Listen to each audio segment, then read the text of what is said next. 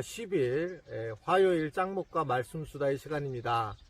환경을 바꿨죠. 요 뒤가 이제 스위스 마을이라고 하는데 저희가 이번에 이제 이 스위스 마을에 있어요. 근데 이제 여기서 이제 원룸에 같은 이렇게 그 응접실 하나 있고 방이 하나 있는 곳에 있는데 뭐 아주 그냥 마음에 듭니다. 굉장히 뷰가 좋고 또 안에 내부도 우리가 책도 읽고 기도도 하고 말씀도 이렇게 나누게 되는 좋은 장소에서 오게 돼서 너무 감사를 하나님께 드리고 있어요. 자, 두 번째 야외에서 드리는 말씀 수다의 시간인데요. 화요일 말씀입니다. 창세기 42장 26절부터 38절의 말씀, 하나님 말씀을 보시겠습니다. 그들이 곡식을 나귀에 싣고 그곳을 떠났더니 한 사람이 여관에서 나귀에게 먹이를 주려고 자루를 풀고 본즉 그 돈이 자루 아귀에 있는지라. 그가 그 형제에게 말하되 내 돈을 도로 넣었도다. 보라, 자루 속에 있도다. 이에 그들이 혼이 나서 떨며 서로 돌아보며 말하되 하나님이 어찌하여 이런 일을 우리에게 행하셨는가 하고 그들이 가나안 땅에 돌아와 그들의 아버지 야곱에게 이르러 그들이 당한 일을 자세히 알리어 아뢰되 그 땅의 주인인 그 사람이 엄하게 우리에게 말씀하고 우리를 그 땅에 대한 정탐꾼으로 여기기로 우리가 그에게 이르되 우리는 확실한 자들이요 정탐꾼이 아니니이다. 우리는 한 아버지의 아들 12형제로서 하나는 없어지고 막내는 오늘 우리 아버지와 함께 가나안 땅에 있나이다 하였더니 그 땅의 주인인 그 사람이 우리에게 이르되 내가 이같이 하여 너희가 확실한 자들임을 알리니 너희 형제 중에 하나를 내게 두고 양식을 가지고 가서 너희 집안의 굶주림을 구하고 너희 막내 아우를 내게로 데려오라. 그러면 너희가 정탐꾼이 아니요 확실한 자들임을 내가 알고 너희 형제를 너희에게 돌리리니 너희가 이 나라에서 무역하리라 하더이다 하고 각기 자루를 쏟고 본즉 각 사람의 돈 뭉치가 그 자루 속에 있는지라. 그들과 그들의 아버지가 돈 뭉치를 보고 다 두려워하더니 그들의 아버지 야곱이 그들에게 이르되 너희가 나에게 내 자식들을 잃게 하도다. 요셉도 없어졌고 시므온도 없어졌거늘 베냐민을 또 빼앗아 가고자 하니 이는 다 나를 해롭게 함이로다. 르우벤이 그의 아버지에게 말하여 이르되 내가 그를 아버지께로 데리고 오지 아니하거든 내 두 아들을 죽이소서. 그를 내 손에 맡기소서. 내가 그를 아버지께로 데리고 돌아오리이다. 야곱이 이르되 내 아들은 너희와 함께 내려가지 못하리니 그의 형은 죽고 그만 남았음이라. 만일 너희가 가는 길에서 재난이 그에게 미치면 너희가 내 흰머리를 슬퍼하며 서울로 내려가게 함이 되리라. 오늘 말씀을 보면 결국 이 선을 행했던 요셉의 때문에 이제 이 형제들은 굉장히 기쁜 마음으로 이제 돌아가게 되는데 그들이 애굽에서 사온 곡식자루 속에 다 돈을 지불했던 돈이 그대로 있는 겁니다. 그러니 아마 그 형들은 굉장히 놀랬을 겁니다. 그리고 만약에 이러한 누명을 쓰고 베냐민을 데리고 애굽으로 돌아갔다가는 베냐민도 붙잡힐 가능성이 굉장히 높은 상황이 된 겁니다. 그래서 그들은 이제 두려워 떨기 시작을 하고 하나님이 어떻게 이런 일을 행하셨는지 라고 하는 것에 대해서 질문을 하는 장면을 볼 수 있어요. 오늘 28절에 보면 하나님이여 어찌하여 이런 일을 우리에게 행하셨는가 라고 하는 것을 이제 이야기하는 장면이 나오죠. 우리가 고난을 당할 때 왜 고난이 유익한 거냐라고 하냐면 고난은 우리에게 질문을 던지게 해요. 왜 이런 일이 생겼는가? 우리는 그냥 막 동물처럼 살아가잖아요. 그리고 그냥 우리는 이 세상을 막 살아가는데 근데 이 고난은 내가 왜 이런 일을 당하고 왜 이렇게 힘들까라고 자기를 포즈, 즉 쉬게 하는 시간이다 라고 하는 거 볼 수 있어요. 저도 이 제주도에 와가지고 지금 오자마자 통풍에 굉장히 통풍에 힘들어가지고 병원을 몇 군데 다니고 걷지도 못하는 그런 상황까지 왔습니다. 가만히 생각해 보니까 수원에서부터 그렇게 이미 징조가 보였어요. 즉 제가 이게 몸이 아프게 될 거구나 라는 것을 알게 됐는데 이제 쉬어봐서 이렇게 아프게 되다 보니까 왜 그럴까라고 했을 때 하나님이 이렇게 안식오를 주신 이유가 있구나 라는 것을 뒤늦게 깨닫게 되는 거죠. 근데 내가 만약에 와서 즐겁고 놀기만 한다면 아마 이러한 걸 모르겠지만 이러한 이제 다리가 아픔을 통해서 다시 한번 하나님의 뜻을 깨닫고 하나님의 쉼을 허락한 것을 알고 제가 느낄 수 있다는 거죠. 이게 이제 보통 우리가 고난을 당할 때 얻는 그런 부분입니다. 욥이 고난을 당했는데 욥이 뭐가 축복일까요? 욥이 그가 가만히 살면 사실은 그는 하나님의 뜻을 잘 몰랐을 거예요. 그런데 욥이 그 고난을 당하면서 하나님의 뜻이 무엇인지를 깨닫기 시작을 했고 그리고 나중에는 그가 고백을 하잖아요. 내가 주님께 대하여 귀로만 들었더니 이제 스스로 눈으로도 주를 뵙습니다. 그러니까 하나님을 굉장히 깊이 만났다는 고백을 하는 겁니다. 형들도 어떻게 보면 억울한 것처럼 보이지만 알고 보면 그 안에서 하나님의 어떤 질문을 통해서 그들의 믿음이 세워지는 그런 모습을 볼 수가 있습니다. 즉 하나님이 선하신 의도를 알게 된다는 거죠.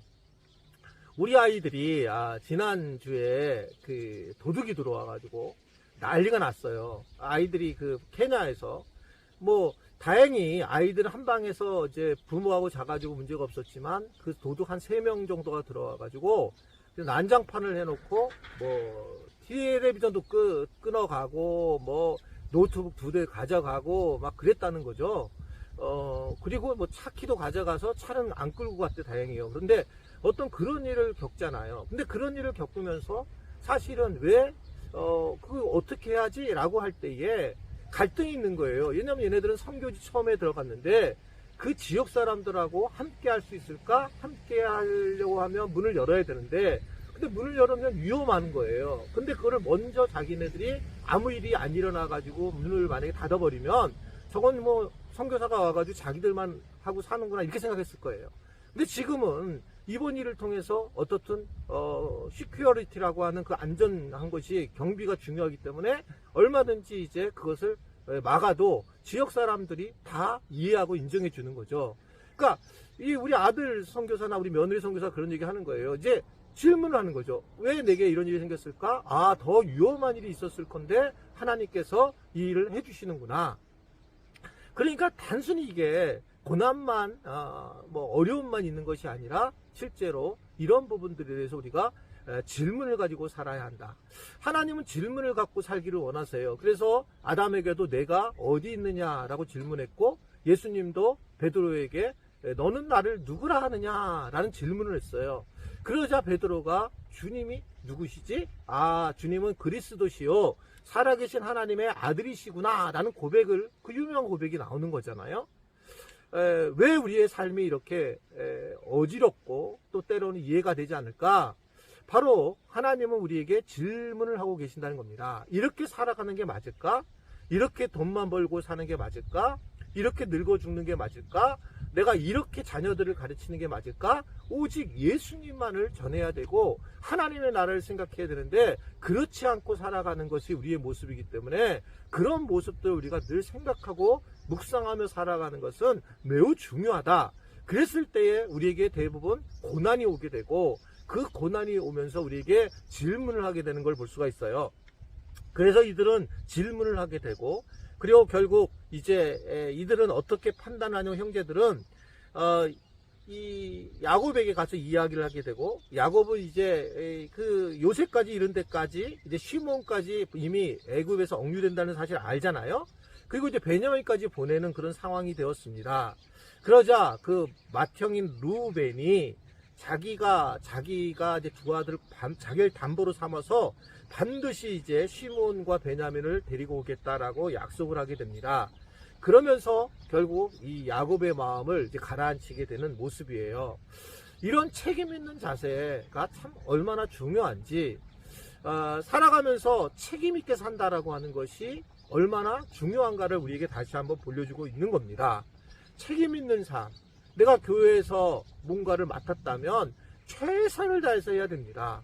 그걸 맡는 과정들이 여러 가지 마음이 있었겠지만 맡았다면 교사로서든지 아니면 찬양대로든지 예배의 어떠한 부분이든지 간에 그거를 내 맡은 분야에서 최선을 다하고 충성되게 살아가는 것은 매우 중요하다는 겁니다. 하나님의 일을 가볍게 여기서는 안 되고 내가 맡은 바에 대한 것은 최선을 다할 때 공동체가 살아나가는 것을 볼 수가 있습니다. 루벤은 이 공동체를 살렸어요. 자기 목숨을 내놓으라도 그렇게 자기의 목숨을 내놓고라도 그것이 결국 다른 동생들을 살리겠다라는 이 말이 결국 그 모두에게 힘이 되었다라는 걸 볼 수 있습니다. 여러분, 우리 크리스찬들은 십자가를 지고 가는 사람들이에요. 언젠가는 우리가 이렇게 평안하고 이런 과정에 있어서 우리는 결단해야 될 때가 있습니다. 그때 정말 내가 손해를 보고 내가 어떨 때는 정말 힘든 상황이 될 때 그것을 택할 때에 우리는 진짜 크리스찬으로서 생활선교사로 삶을 살아갈 수 있다는 것을 볼 수가 있습니다. 오늘도 여러분들 이러한 말씀을 기억하고 마음속에 깊은 묵상을 하고 또 하나님의 은혜를 경험하는 그런 시간이 되었으면 좋겠습니다. 야외에서 오늘 이틀 찍었는데 어떠세요?